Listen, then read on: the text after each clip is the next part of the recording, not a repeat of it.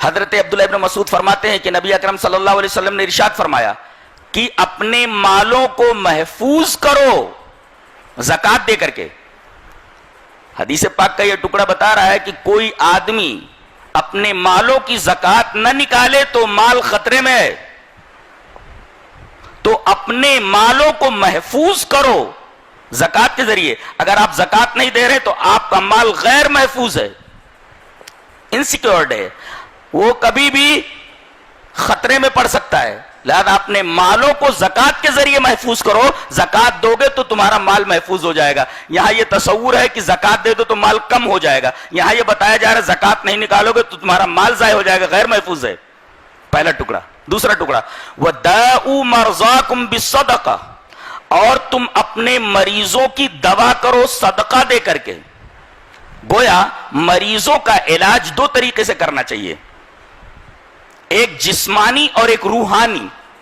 جسمانی کا مطلب یہ ہے کہ اس کو ڈاکٹر کے پاس لے جایا جائے, ڈاکٹر اس کے لیے جو دوا پریسکرائب کرے اسے دینا چاہیے, یہ جسمانی علاج ہے.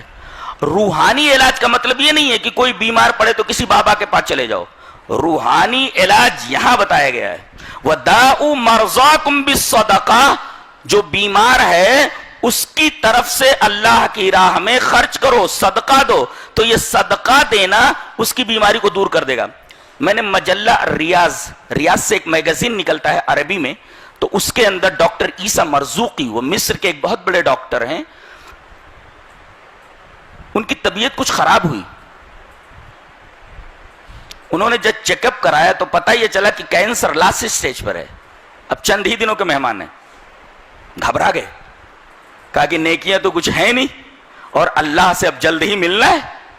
ان کے حواس باختہ ہو گئے, گھبرا گئے. نبی کریم صلی اللہ علیہ وسلم کی یہ حدیث ان کے سامنے تھی وَدَاءُ مَرْضَاكُمْ بِالصَّدَقَةِ, کینسر کے لاسٹ سٹیج پر ہیں, چند دنوں کے مہمان ہیں. ڈاکٹروں نے کہہ دیا آپ نے بہت غفلت برتی, کم سے کم پہلے ہی سے حفظ ما تقدم کے طور پر آپ کو علاج کروا لینا تھا. آپ تو بہت بڑے ڈاکٹر ہیں, آپ نے بہت بڑی غفلت کی ہے اور کینسر لاسٹ سٹیج پر ہے, آپ کچھ دنوں کے مہمان ہیں.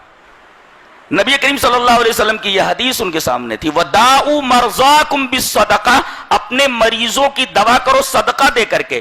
تو ایک بیوہ عورت تھی, اس کے چھوٹے چھوٹے بچے تھے, انتہائی افلاس اور غربت اور نکبت کی حالت میں وہ زندگی گزار رہی تھی. ڈاکٹر صاحب نے اپنی پوری جائیداد اس بیوہ کے نام کر دی. چند دنوں کے بعد جبکہ انہیں مرنا تھا, چیک اپ کرایا تو کینسر تھا ہی نہیں. وَدَاءُ مَرْضَاكُمْ بِالصَّدَقَةِ, تم لوگ اپنے مریضوں کی دوا کرو صدقہ دے کر کے. اس ڈاکٹر کے پاس اس ڈاکٹر کے پاس لے کر کے ہم دوڑتے ہیں, لیکن اللہ کی راہ میں اس وقت 10 روپیہ خرچ کرنے کی ہمیں توفیق نہیں ہوتی. تو جہاں جسمانی علاج ہو وہیں روحانی علاج ہو, اور روحانی علاج کا مطلب مریضوں کی طرف سے صدقہ نکالا جائے. اچھا,